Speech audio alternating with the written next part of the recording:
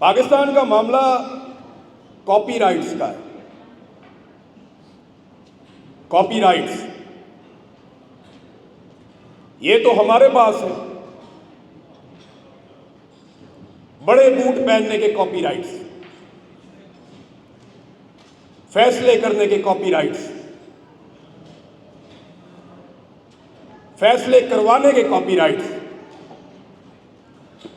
मुल्क कैसे चलेगा इसके कॉपीराइट्स। रोला कॉपीराइट्स का है। लेकिन अब हुआ ये कि मालिक आ गए हैं। 78 साल से कॉपीराइट्स की ये लड़ाई चल रही है। हम फैसला करेंगे, बंदूक हमारे हाथ में। हम फैसला करेंगे, ताकतवर हम हैं। हम फैसला करेंगे क्योंकि हर बटन पे हमारी उंगली है। बस यही मसला है कॉपीराइट्स। अब असल मालिक आ गए हैं। वो ये कहते हैं कि तुम्हें ड्यूटी दी थी, तुम मुलाजिम हो। ये कॉपीराइट पाकिस्तानियों के पास रहेंगे, पाकिस्तानी फैसला करेंगे, और इसी को कहते हैं हकीकी आजादी। यही है जो इमरान खान मांग रहा था। हर आदमी कहीं ना कहीं कुछ ना कुछ कंप्रोमाइज कर लेता है। मैं आपको एक छोटा सा वाकया बताता हूं। मेरी इमरान खान साहब से मुलाकात हुई मई 2018 में। वो मुझे इसलिए याद है कि मई के महीने में कैलाश में एक फेस्टिवल होता है, वादी कैलाश में, वो पाकिस्तान में है, और चित्राल के इलाके में है वो। एक फेस्टिवल होता है बड़ा शानदार किस्म का, वहाँ पे पूरी दुनिया में लोग उसे जानते हैं। तो वो मैंने इमरान खान साहब से मुलाकात के लिए, उस वक्त जो उनकी टीम थी, नई मुल्क वगैरह, मैंने उन्हें कहा था जी मैंने इमरान खान साहब से मिलना है। तो मेरी मुलाकात उन्होंने करवाई 18 या 19 तारीख मई की 2018। मैं इमरान खान साहब से मिलने गया तो मैंने उनसे बहुत सारे सवालात किए, क्योंकि आप सबको याद है कि 2018 में सबको पता था कि इमरान खान की हुकूमत आने वाली है। नवाज शरीफ साहब के हालात बहुत पतले हो गए थे। पनामा ने इनकी मकबूलियत को ज़मीन बोस कर दिया था। पीपल्स पार्टी को सरदारी साहब ने तबाह कर दिया था। तो इमरान खान के बारे में सारे सर्वेस कह रहे थे कि ये इलेक्शन जीत जाए।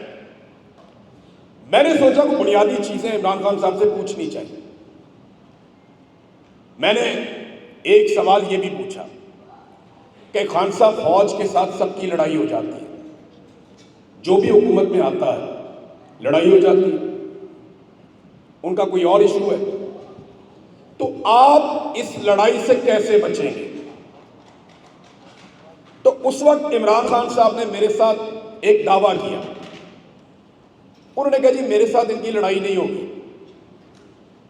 मैंने कहा जी क्यों नहीं होगी? तो खान साहब को लगा कि लॉजिक उनके पास है। इमरान खान साहब को लगा कि फौज इसलिए लड़ती है किसी से कि वो करप्ट होता है, बेईमान होता है, मुल्क को लूटता है।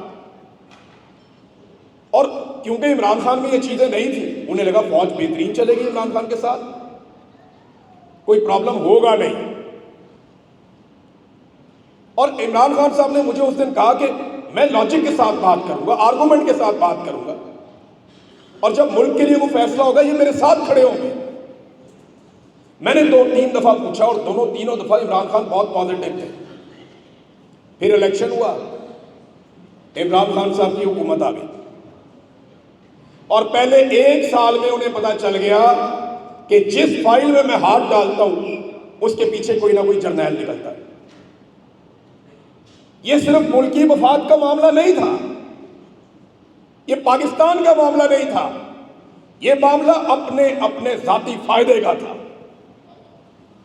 आप मुझे बताएं ना, एक कारोबारी आदमी सारी जिंदगी कारोबार करता है, वो इतनी बड़ी अंपायर खड़ी नहीं करता।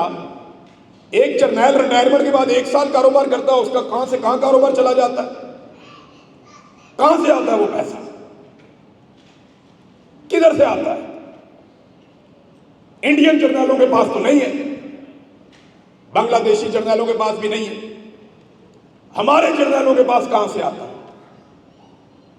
इमरान खान ने इनकार किया, इमरान खान ने सवाल उठाया, इमरान खान ने मना किया और इमरान खान को इन्होंने बाहर निकाल दिया। यह है सादी कहानी। यही इससे पहले ये करते चले आए। हमने बहुत सारे लीडर खो दिए इस मुल्क में, हमने कई नस्लों ने मौका जाया किया, बार बार जाया किया। जब पाकिस्तान टूट गया था ना, तो जिम्मेदारों को पकड़ के लटकाना चाहिए था चौकों में।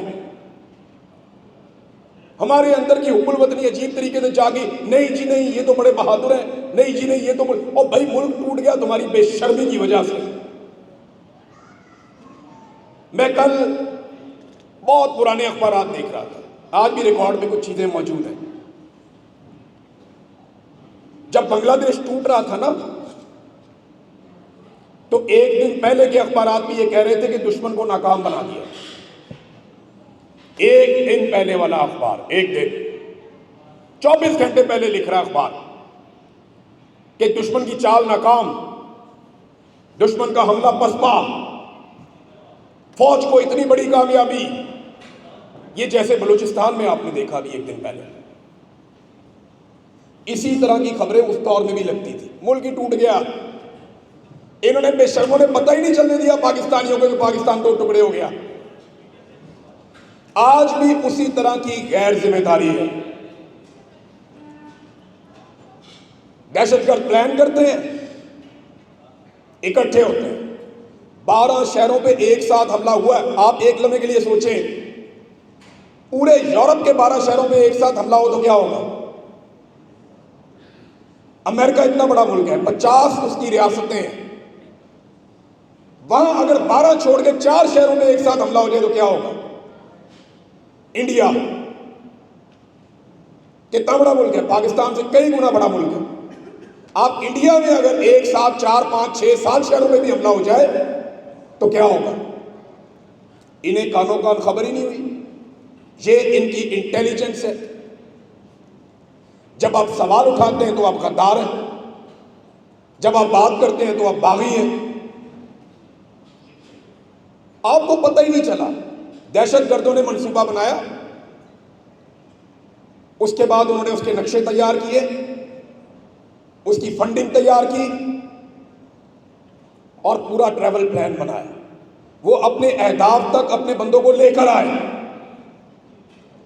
उन्होंने आकर दंदनाते हुए दहशतगर्दी की, 12 शहरों में एक साथ दहशतगर्दी की, रियासत की रिट को चैलेंज किया और पाकिस्तान की किसी इंटेलिजेंस एजेंसी को कानो कान खबर नहीं हुई। पीटीआई का जलसा कब है इनको पता है, कौन किससे राब्ते में इनको पता है, जज की बेटी और उसका बेटा क्या कर रहा है इनको पता है, इस्तिस्ना कैसे लेना इनको पता है, एक्सटेंशन कैसे लेनी है इनको पता है, ट्रंप को कैसे खुश रखना है इन्हें पता है, फलां जगह पे क्या कुछ करना है इनको पता है, सहाफियों को कैसे कंट्रोल करना इनको पता है, किस आदमी की कौन सी कमजोरी है ये भी इनको पता है। हर वो काम जो इनके करने का नहीं है इनको पता है, और जो एक काम इनको दिया है, अरबों रुपया देते हैं इनको, हम हिसाब भी नहीं मांगते, हम अरबों रुपया देते हैं, एक काम इनको दिया वो ठीक से नहीं हो रहा इनसे, इन्हें पता ही नहीं चला। वो इन्हें पता ही नहीं चला दहशतगर्द आ गए सैकड़ों की तादाद में, 12 शहरों को उन्होंने यरगवाल बना लिया। और बाद में खबर कैसे आई? दहशतगर्दों का हमला नाकाम बना दिया गया। ये कैसे नाकाम बनाया आपने? वो आए, उन्होंने दहशतगर्दी की। मुझे आप एक बात बताएं, आप यूरोप में और बरतानिया में रहते हैं, क्या यहां पे आप इन 12 शहरों में एक साथ हमले के बाद किसी को कायल कर सकते हो? पाकिस्तान पैसे लेकर चलो इन्वेस्टमेंट करते हैं, कोई जाएगा आपके साथ? कौन जाएगा? मुल्क के अंदर दहशतगर्दी हो रही है, और जिन्होंने दहशतगर्दी को होने से पहले रोकना है वो जलसे को होने से पहले रोक रहे हैं। और भाई दहशतगर्दों पे हमला करना था, इन्होंने जावेद हाशमी के घर पे हमला कर दिया रात को। दहशतगर्दों को सजा देनी है, इन्होंने साबिर शाकिर को 85 साल सजा दे दी पकड़ के। ये करने वाला काम है, इसके लिए भर्ती किया था, इसके लिए यूनिफॉर्म दिया था, इसके लिए इज्जत दी थी। एक आदमी पूरे इदारे में ऐसा नहीं निकला जो ये कहे कि मैं रिस्पॉन्सिबल हूं, मैं रिजाइन करता हूं। ये हम मैनचेस्टर में है इस वक्त, इस शहर में। आप मुझे एक बात बताएं, यहां खुदा ना खास्ता कोई दहशतगर्दी का वाकया हो जाए, इनकी इंटेलिजेंस के साथ क्या होगा? क्या उन्हें कोई नहीं पूछेगा? अगर यहां 4, 5, 6 वाकयात इकट्ठे हो जाते हैं तो ये तो पूरा मुल्क ऑन टोज आ जाएगा, इनकी इंटेलिजेंस का एहतसाब शुरू हो जाएगा, लोग सवाल करेंगे, रेजिग्नेशन आएंगे, लोगों को नौकरियों से बरतरफ किया जाएगा, गिरफ्तारियां होंगी। हमारे वहां क्या होता है? हमला नाकाम बना दिया।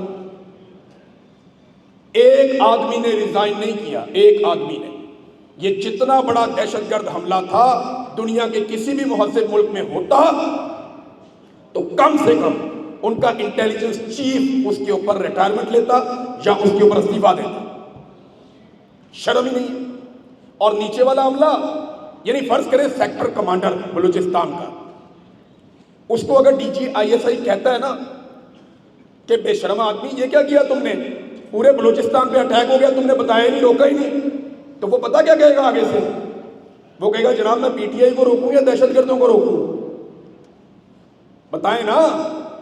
हर आदमी को गलत इस्तेमाल किया, अब किसी की आंखों में आंखें डाल के उसको सवाल ही नहीं कर सकते। ये जहां तक इन्होंने खुद पाकिस्तान को पहुंचाया, वादी तीरा में इन्होंने कहा जी ऑपरेशन करना है, जी ऑपरेशन करना है, जी ऑपरेशन करना है, किसी का बाप नहीं रोक सकता, ऑपरेशन करेंगे।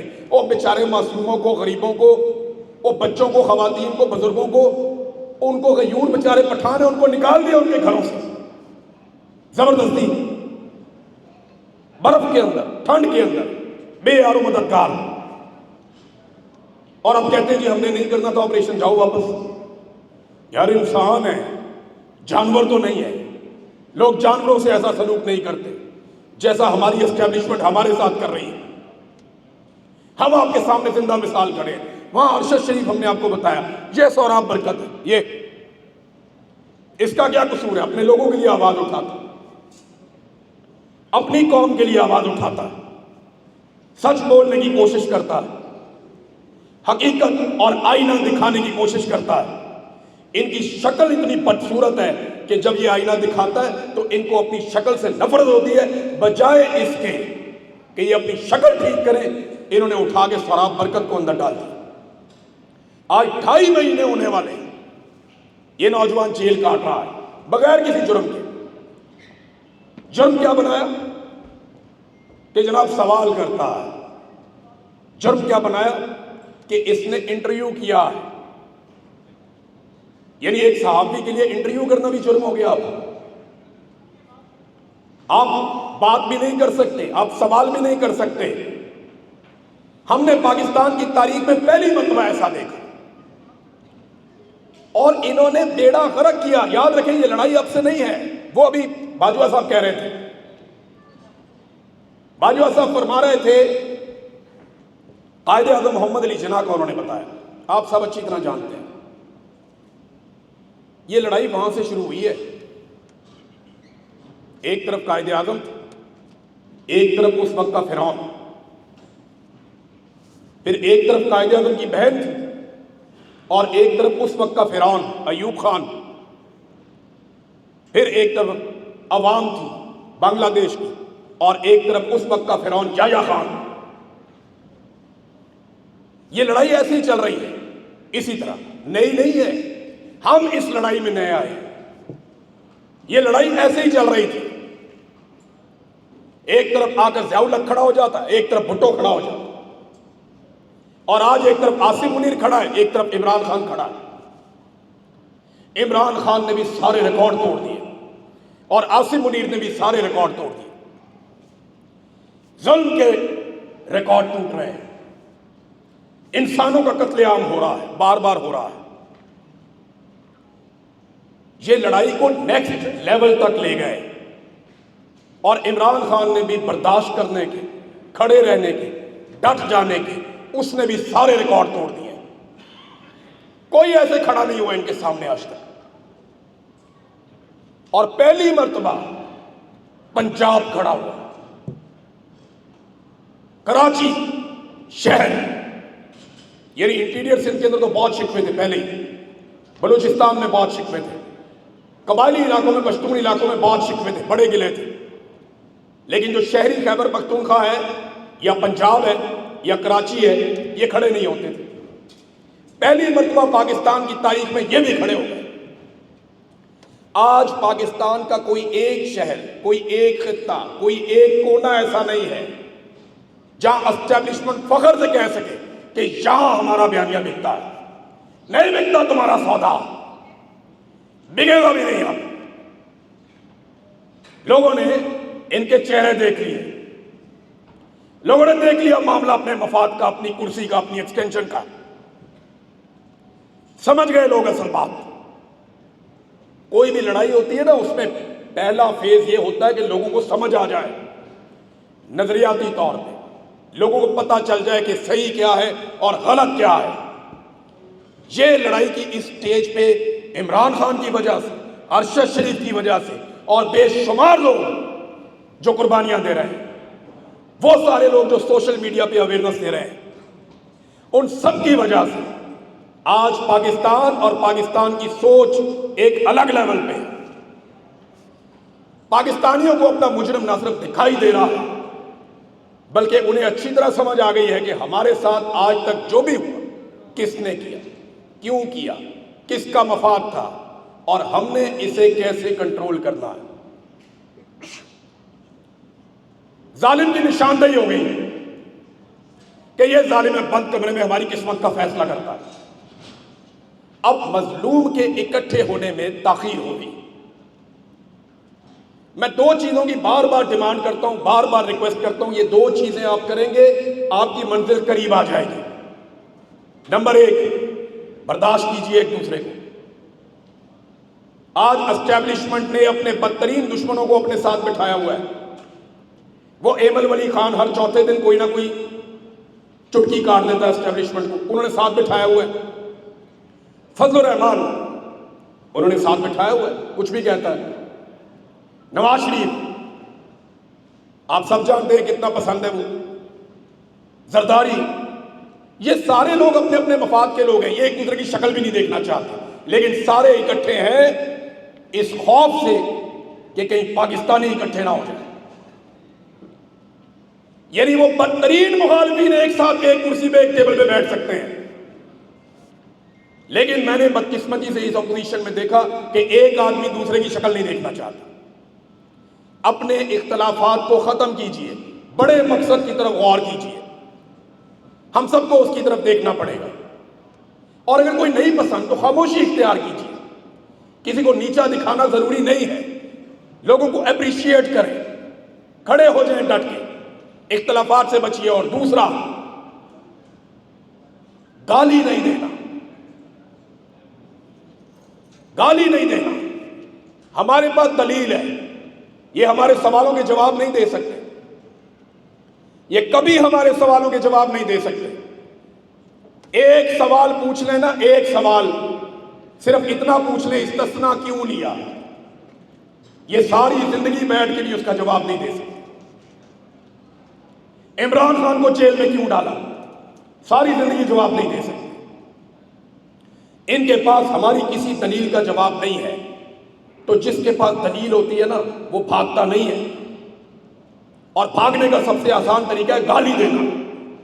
मेरी तमाम पाकिस्तानियों से गुजारिश है, ये गाली दें, बदतमीजी करें, बेहूदगी करें, कुछ भी करें, आपने दलील का दामन नहीं छोड़ना। इन्हें एक्सपोज करना है, इन्हें गंदा करना है, इन्हें बार बार इनका हलफ याद दिलाना है जो कायदे आजम ने इन्हें कहा था कि तुम्हारा काम नहीं है पॉलिसी बनाना, भाई ना तुम्हारी ऐसी सलाहियत है। एक आदमी को सारी जिंदगी ट्रेनिंग दी है बंदूक उठा के लड़ाई करने की, उसे आप कहेंगे दुकान चलाओ, चलाएगा? मुल्क चलाने के लिए दे देते हैं उन्हें, मुल्क चला लो, नहीं चला सकते मुल्क, इनसे नहीं चलेगा। आसिम मुनीर ने कहा था आज से 3 साल पहले कि 1 साल में मईशत ठीक हो जाएगी। 1 साल का टाइम दिया था, आज 3 साल गुजर गए, मईशत ठीक नहीं हुई। पाकिस्तान में गुर्बत पहले से ज्यादा है, हर दूसरा पाकिस्तानी गरीब है, 2 वक्त की रोटी नहीं है, बेरोजगारी पहले से ज्यादा है, बढ़ती चली जा रही है, बढ़ती चली जा रही है, कर्जे पहले से ज्यादा है, तरक्की पहले से कम है, हर शोबे के अंदर महंगाई पहले से ज्यादा है, हर शोबे में इन्होंने पाकिस्तान को बर्बाद किया, क्योंकि इनके करने का काम नहीं है, ये इस काबिल ही नहीं है कि ये काम करें। पाकिस्तानियों ने एक दिन फैसला किया ना, 8 फरवरी 2024 में, वोट डाल डाल के पाकिस्तानियों ने इनकी तबाही भेज दी थी। उस दिन समझ आ गई इनको कैसे पाकिस्तानी खड़े होते हैं। इनके माथे पे लिखा शिकस्त, ये हमने लिखा पाकिस्तानियों ने। जाओ गौर से पढ़ो, तुम जब शक्ल देखोगे तुम्हें शीशे में नजर आएगा, तुम्हारे माथे पे लिखा हमने शिकस्त, loser, you are the losers. हम जीत गए थे उस दिन। फिर उन्होंने बंदूक निकाली, फिर ताकत का इस्तेमाल किया, फिर धोखा दिया कौम को, फिर हमारी पीठ में छुरा घोंपा इन्होंने, पूरा इलेक्शन रिजल्ट इन्होंने बदल दिया। बेईमानी के बावजूद इनकी सीटें पता कितनी थी? 169 हुकूमती इत्तेहाद की टोटल सीटें थी, बेईमानी करने के बावजूद। और आज कितनी है?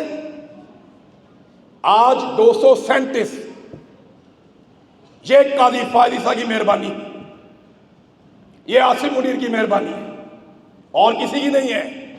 इन्होंने किया जो किया पाकिस्तानियों के साथ, पाकिस्तानियों का मैंडेट छीना, पाकिस्तानियों का मजाक उड़ाया, और नतीजा क्या है? मुल्क चलाने के लिए इनको एक के बाद एक दरवाजे पे जाकर सजदा करना पड़ता। कभी ट्रंप के सामने सजदा करते हैं, कभी नेतन्याहू के सामने सजदा करते हैं, कभी यूरोप के सामने सजदा करते हैं, कभी कई दर बदर जाते हैं। पूरी दुनिया का कोई मुल्क इसको सेलिब्रेट नहीं कर रहा था कि हम बोर्ड ऑफ पीस में चले गए। ये अकेला वहां पे सेलिब्रेशन कर रहा था, शहबाज शरीफ और आसिम मुनीर। दे वर हैप्पी लाइक एनीथिंग। पता नहीं क्या कर लिया इन्होंने। सऊदी अरब का देखा आपने? वहां पे मोहम्मद बिन सलमान को देखा? आपको नजर नहीं आए वहां पे। बाकी हुक्मरान भी आपको नजर नहीं आए। हमारा लाओ लश्कर देकर पहुंचा हुआ था, बल्कि वो बिलावल भी हाजिरी लगवाने के लिए वहां पहुंचा हुआ था कि इस अहम तरीन मौके पे हम भी शामिल हैं, यहां पे हमें भी कल को वजीर आजम बनाया जाए। Board of peace, board of peace. पूरी दुनिया ऐसे शामिल हुई जैसे कोई मुर्दा दिल से जाता है, अच्छा यार ये भी करके देख लेते हैं, शायद फलस्तीनियों की जिंदगी बच जाए। पिछले 48 घंटों में 50 के करीब फलस्तीनी मारे उन्होंने, 50 शहादतें हुई 48 घंटों में। अब क्यों मार रहे हैं? इन्होंने तो गारंटी दी थी कि जनाब हम इसके अंदर इसलिए शामिल हो गए ताकि फलस्तीनियों का खून ना बहे, नस्ल कुशी ना हो। फिर हो रही है, कौन रोकेगा? ये बोर्ड ऑफ पीस में फलस्तीनियों के लिए नहीं गए, ये अपने लिए गए, ये डोनाल्ड ट्रंप को राजी रखने के लिए गए। इन्होंने खुद अर्जी डाली, ये अमरीकी वजीर खारजा ने कहा कि पाकिस्तान ने खुद दरखास्त की है, खुद ऑफर की है कि हम अपनी फौज को गजा में भेजना चाहते हैं। For what? क्या करेगी फौज वहां जाकर? गजा में जाके फौज ने क्या करना? दुकानें तो नहीं चलानी। फौज ने गजा में जाके कोई अस्पताल तो नहीं चलाने। फौजी को तो लड़ना आता है, सिक्योरिटी का काम आता है।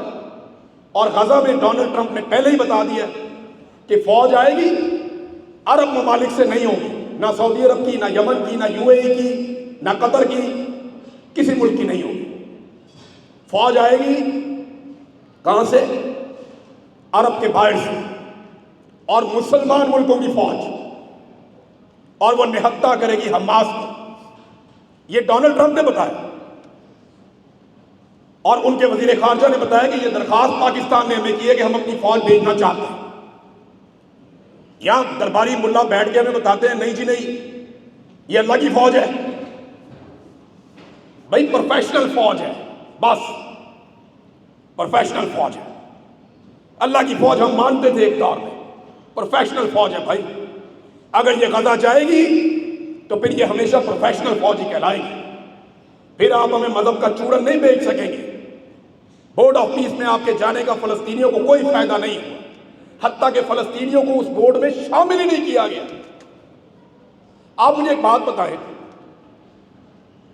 अगर कहीं लड़ाई हो जाए और बंदे मर जाए खुदा ना खास्ता, और बाद में आप सुलह के लिए बैठे, तो वह माहौल कैसा होता है? सोगवार, खामोशी का, दुख का, तकलीफ का, दुआ की जाती है, लोग उदास रहते हैं, फिर हल निकालते। सारे खामोश थे, सारे नॉर्मल थे वहां पे बोर्ड ऑफ पीस की मीटिंग में। ये हमारे वाले जो है इनके दांत अंदर नहीं जा रहे थे, ये मर्द पे आए हुए थे, ये दुख वाली जगह पे आए हुए थे। इनको समझ ही नहीं आ रही है क्या कर रहे हैं पाकिस्तान के साथ और बाकी मुसलमान मुल्कों के साथ भी, क्योंकि ये आगे आगे चल रहे हैं। सब दो मुल्क हैं जिन्होंने सबसे पहले डोनाल्ड ट्रंप को अमन का नोबेल इनाम देने के लिए नॉमिनेट किया। आप जानते हैं कौन कौन है? जानते हैं आप लोग? एक तो मेरा मुल्क है और एक इसराइल है। ये दो मुल्कों ने नॉमिनेट किया डोनाल्ड ट्रंप को अमन के नोबेल इनाम के लिए। आप सबको बहुत मुबारक है। आज भी फलस्तीनियों का खून बह रहा है, आपका मुल्क बोर्ड ऑफ पीस में है। आप सबको बहुत मुबारक है। ये हर दरवाजे पे सजदा करेंगे इमरान खान से बचने के लिए। मैंने इन्हें कहा था ये अपनी हर चीज गिरवी रख देंगे इमरान खान से बचने के लिए। और मैं वजह बताता हूं क्या। अगर इमरान खान जीत गया ना तो एस्टेब्लिशमेंट का सर्वाइवल खत्म। वो ये जानते हैं कि अगर वो अमेरिका से हार गए तो फिर भी सर्वाइव कर जाएंगे, वो इंडिया से हार गए तो फिर भी सर्वाइव कर जाएंगे, वो किसी से भी हार के सर्वाइव कर जाएंगे। लेकिन अगर वो इमरान खान से हार गए तो वो सर्वाइव नहीं कर सकेंगे। वजह यह है कि इमरान खान इस मुल्क के अंदर इनकी बालादस्ती को तस्लीम नहीं करेंगे और यही पाकिस्तान का हल है। ये माफी का क्या होता है? इमरान खान का इतना सही है ना, मुझे जी मैं माजरत चाहता हूं और मेरे ख्याल में ये गलत हुआ था और हम कोशिश करेंगे कि आइंदा ऐसा ना हो, सबको जिम्मेदारी का सबूत देना चाहिए, बात खत्म। इतनी सी बात है ना। वो DGISPR अपनी प्रेस ब्रीफिंग में क्या कहते हैं? वो यही तो कहता है कि सिद्के दिल से माफी मांगे। भाई माफी मांग ली तो बात ही खत्म हो गई ना। माफी मांग ली तो बात खत्म। फिर तुम जीते हम हारे तो ये 25 करोड़ लोगों को हराकर तुम जाओगे कहां? ये 25 करोड़ पाकिस्तानियों की लड़ाई है। तुम हमारे अंदर से निकले हो, हम तुम्हारे अंदर से नहीं निकले। हमने तुम्हें अपने घरों से निकालकर फौज में भर्ती किया था, इसलिए नहीं किया था कि तुम हमें आंखें दिखाओगे, हमारे गले पड़ोगे, इसलिए नहीं किया था। हम तनख्वाह देते हैं काम करने की और तुम तनख्वाह लेकर हमें आंखें निकालते हो। ऐसे तो नहीं हो, ऐसे चलेगा ही नहीं। जो इन्होंने मुल्क का हाल कर दिया, आप मेरे से लिख कर लें, जब तक ये टोला मुसल्लत रहेगा ये मुल्क नहीं चलेगा। ये जानते नहीं कि पाकिस्तानी कितने जिद्दी हैं, ये नहीं जानते ये हमारे बीच में से निकल कर गए हैं। ये हमसे बड़े नहीं हो सकते, हमारे बच्चे हैं, हमारे भाई हैं। जानते हैं हम इनको भी और ये भी हमें जानते हैं। ऐसा नहीं है, पाकिस्तानी बहुत जिद्दी है। इनकी सुई अड़ गई इमरान खान पे, सुई अड़ गई इनकी। तुम एक दफा छोड़कर 1000 मरतबा इलेक्शन करवाओ, जब तक ये तुम्हारे मुकाबले में इमरान खान को जितवाएंगे नहीं, ये पीछे नहीं हटेंगे। करके देखिए। 8 फरवरी को किया ना, हर साल 8 फरवरी को इलेक्शन करो। तुम जब तक उसको वापस उसकी इज्जत नहीं दोगे, ये तुम्हारी इज्जत नहीं करेंगे। समझो इस बात को। पाकिस्तान चल ही नहीं रहा, ना कोई प्लॉट खरीदता है ना बेचता है, कोई बंदा कारोबार करने के लिए तैयार नहीं। हर बंदा पैसा लेके पाकिस्तान से बाहर भाग रहा है। एम्बेसियों के बाहर रश लगा हुआ है, पासपोर्ट ऑफिस के बाहर कतारें लगी हुई है, कोई वहां रहने नहीं चाहता, सब वहां से निकलना चाहते हैं। और अब लोगों को धमकियां देते हैं। ये आप लोग सामने बैठे हैं, अगर मैं पूछूं ना कि कितने लोगों को धमकियां दी हैं तो आधा हॉल हाथ खड़ा कर देते कि मुझे भी धमकी दी, मेरे भाई को दी, मेरी बहन को दी, मेरे बहनोई को दी, मेरे फलां रिश्तेदार को दी। आप सारे लोग इन चीजों के डसे हुए। पाकिस्तान के एयरपोर्ट में उतरते ही सबसे पहले आप अपने मोबाइल में से फोटो डिलीट करते हैं कि चेक करो कोई साबर शाकर नाल या इमरान नियाज नाल कोई फोटो तो नहीं है कि विच, चेक कर दो कोई अजहर मुशवानी के साथ फोटो है तो चेक कर दो, कोई शहजाद अकबर को कहीं गुजरते हुए फोटो बना। सबसे पहले अपना मोबाइल खाली करते हैं। ये हालत करते इन्होंने पाकिस्तान की। एक हमारी बहन है, वो वहां से पाकिस्तान गई यूरोप से, उनके साथ मेरा फोटो था। उन्होंने वो कई लोग वो फ्रंट पे लगा देते हैं ना, क्या बोलते हैं उसको, मोबाइल की जो फ्रंट होती है, हाँ वॉलपेपर लगा दिया उन्होंने। अच्छा वो उन्होंने देख लिया, FIA वालों ने बुला लिया साइड पे। उन्होंने कहा जी आपकी इमरान रियाज के साथ फोटो है। उन्होंने कहा नवाज शरीफ की नरेंद्र मोदी के साथ फोटो है। इंसान का बच्चा बन। वो खातून ने डांटा उसको। उन्होंने कहा बीबी जाएं आप यहां से, हौसला रखो, इनसे डरना नहीं है, इनका मुकाबला करना, हमने अपने अपने तरीके से इनका मुकाबला करना। कभी कभी बड़ी खुजली होती है कि मुझे पाकिस्तान में होना चाहिए था, बहुत उलझन होती है, लेकिन कभी कभी बड़ा खुश होता हूं कि कम से कम बोलने के काबिल तो हूं यहां पे। मेरी आवाज मेरी ताकत है, मैं उसको बचा कर लाया, उसको जिंदा रखना चाहता हूं। मैं खुद को और आप सबको जीतता हुआ देखना चाहता हूं। आपके मुकद्दर में जीत है, आप सारे जीतेंगे और ये बंदूक के बावजूद हारेंगे। ये आपसे नहीं जीत सकते, मैं लिख कर देने के लिए तैयार हूं। ये नहीं जीत सकते, इनके मुकद्दर में शिकस्त है। ये लड़ाई को लंबा खींच सकते हैं, लड़ाई को लंबा खींच सकते हैं, लड़ाई को जीत नहीं सकते, क्योंकि मालिक कौन है? हम। मालिक हम हैं। आज इस हुकूमत का मालिक कहां है? वो जेल के अंदर बैठा हुआ, वो मालिक है हुकूमत का। आप जरा पढ़े ना वो आर्टिकल 8(7) रियासत की तारीफ। तो रियासत क्या होती है? रियासत आपकी चंद अथॉरिटीज, आपकी कैबिनेट, आपकी असेंबलियां, ये रियासत है, टोटल पार्लियामेंट। क्या ये सारी चीजें आज असली हैं या नकली है? तो इसका मतलब है कि रियासत का वजूद इन्होंने खत्म कर दिया। जब पूरी रियासत के ऊपर इन्होंने जो टोला मुसल्लत किया, जिसको मिलाकर रियासत तश्कील पाती है, वो सारा टोला ही फॉर्म 47 का है, तो रियासत तो होगी जाली। तो जाली काम नहीं चलेगा, चलेगा ही नहीं। पाकिस्तानियों ने जिद पकड़ी हुई है। अगर पाकिस्तानी इतने जिद्दी ना होते तो इस 3-3.5 साल में ये मईशत को संभाल लेते। वो कहते हैं इमरान खान डिफॉल्ट करने वाला था। 16 अरब डॉलर उसके दौर में पाकिस्तान के कौमी खजाने में था। 6% की शरह से पाकिस्तान तरक्की कर रहा था। बेशुमार आदाद शुमार पॉजिटिव थे। पाकिस्तान की बरामदात बढ़ रही थी, IT इंडस्ट्री ऊपर जा रही थी, हर शोबे में तरक्की हो रही थी, रेमिटेंसेस बढ़ रहे थे, पाकिस्तान आगे बढ़ रहा था।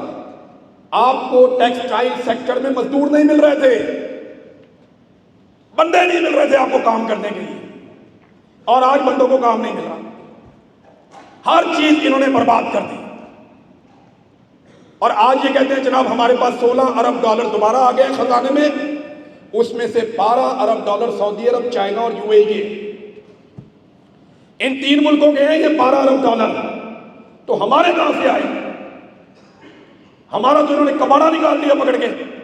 और आपके वजीर आजम ने 2 दिन पहले बाकायदा अनाउंस किया है कि हमने डॉलरों के बदले में अपनी खुद मुख्तारी का सौदा कर दिया। ये वजीर आजम ने अपने मुंह से कहा कि हमने लोगों से डॉलर लिए और फिर उनकी बात मानते हैं, उनके फैसले हम मानते हैं, हमने अपनी खुद मुख्तारी का सौदा कर दिया। इसी बात को आपके आर्मी चीफ ने कहा कि हर सतह के ऊपर फिक्री तब्दीली की जरूरत है। क्या तब्दील करना चाहते हैं पाकिस्तान में? मेरे पासपोर्ट पे लिखा है कि इसराइल के अलावा हर मुल्क में चलेगा। वो लाइन तब्दील कर देंगे तो ठीक है। जनरल बाजवा भी यही चाहता था, आसिम मुनीर ने कर दिखाया। ये पाकिस्तानियों के साथ धोखा हो रहा है और इनको हर हाल में आखिर में इमरान खान से बात करनी पड़ेगी। ये उल्टे लटक जाए, सीधे लटक जाए, ये जो मर्जी करें, इनके पास एक ही रास्ता है। ये दुनिया को कभी खुश नहीं कर सकेंगे।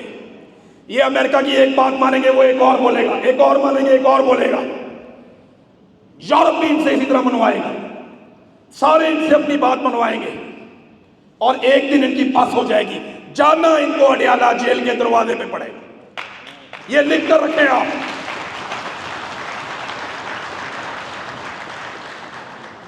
एक पाकिस्तानियों से गुजारिश है, ये लड़ाई तो आपने जीतनी है, आप जीतेंगे इस लड़ाई को, आपको शिकस्त दी नहीं जा सकती, आप जीत जाएंगे। लेकिन कब? जिस दिन आप फैसला करेंगे कि आज हमने जीतना, वो आपकी जीत का दिन है। जब तक आप ये सोचेंगे कि मेरी लड़ाई वो लड़ेगा, वो लड़ेगा, वो लड़ेगा, खान डट गया, कमाल कर दिया जेल में। खान आयरन मैन थोड़ी है यार, इंसान है, गोश्त का बना हुआ है यार, चोट लगती है उसको, उसकी आंख के अंदर तकलीफ है, मल्टीपल इश्यूज हो सकते हैं। वो बहुत बहादुर है, दलेर है, तो क्या ये उसका कसूर बना देंगे आप लोग? निकलो पाकिस्तान के लिए, सारे निकलो पाकिस्तान के लिए। क्या ये इमरान खान का कसूर है कि वो मजबूत आदमी है? क्या ये उसका कसूर है कि वो आपके लिए डट कर खड़ा हो गया? नहीं, आपको निकलना पड़ेगा। हर पाकिस्तानी को दूसरे पे भरोसा करने की बजाय निकलना पड़ेगा। अपने अपने हिस्से की मार खा लो, वरना बारी बारी सबकी बारी। ये एक एक करके मारेंगे, याद रखना, हम सबको मारेंगे, याद रखना। और ये मारेंगे हमें, क्योंकि इनके पास दूसरा कोई रास्ता नहीं है। मैं यहां आप लोगों के बीच में मौजूद हूं, इसी शहर में की रहता हूं मैं। गवाह रहना, मेरी बात याद रखना, याद रखना मेरी बात। इन्होंने अरशद शरीफ को मारा, वो इनसे नहीं मरा। इन्होंने कायदे आजम को मारा, वो इनसे नहीं मरा। फातिमा जिन्ना और लियाकत अली खान को मारा, वो इनसे नहीं मरे। इन्होंने भुट्टो को मारा, वो उनसे नहीं मरा। ये नहीं मार सकते अगर आदमी मरने से इनकार करते। आज हम मरने से इनकार करते हैं, तुम मारो हमें, हमारी जान निकाल लेंगे ना, हम नहीं मरेंगे, हम इनके पीछे आएंगे, हम बार बार आएंगे, हर दफा आवाज उठाएंगे, इनको दीवार के साथ लगाएंगे, इनको इनकी बैरकों में भेजेंगे, इनसे वो काम करवाएंगे जिसके लिए इनको भर्ती किया हमने। हर आदमी सरेंडर नहीं करता, हर आदमी सरेंडर नहीं करता। सारे न्याजी भी एक जैसे नहीं होते। हर आदमी सरेंडर नहीं करता, कोई इमरान खान न्याजी भी होता है। हर आदमी हार नहीं मानता, सबको माफी मांगने की आदत नहीं होती। कुछ लोग खड़े भी हो जाते हैं और हम ये साबित करेंगे इंशाअल्लाह। बस एक मेरी गुजारिश, ये हमें यहां भी धमकी देते हैं, मैं ये बात नहीं करता हूं, मैं आपको डराने के लिए नहीं आया, मैं आपको हौसला देने के लिए आया हूं। लेकिन याद रखिएगा, कोई कुछ भी कहे, अगर ये कभी मुझे मार दें तो मेरी जैसी भी हालत हो मुझे वापस भेजना, मैं इनसे निबड़ूंगा वहां जाके। मुझे कुछ भी हो जाए मुझे वापस जरूर भेजना, मैं इनको जाके निबड़ूंगा वहां पे। और पाकिस्तानी याद रखें, हमें किसी भी हाल में वापस भेजे। एक बात मैं आपको कह रहा हूं कि हम हार के नहीं आएंगे, हम इनसे डर के नहीं आएंगे, हम या जीत कर आएंगे या किसी और सूरत में आएंगे। जैसे भी आएंगे इंशाअल्लाह आप हम पे फख्र करेंगे, हम पीछे नहीं हटेंगे। मैं एक गुजारिश आप सबसे करना चाहता हूं कि मेरे साथ इतनी ऊंची आवाज में बोलें कि इन्हें समझ आ जाए कि हम कल भी वही खड़े थे और आज भी वही खड़े हैं। पाकिस्तान, पाकिस्तान, पाकिस्तान। बहुत शुक्रिया आपका, जज़ाकल्लाह।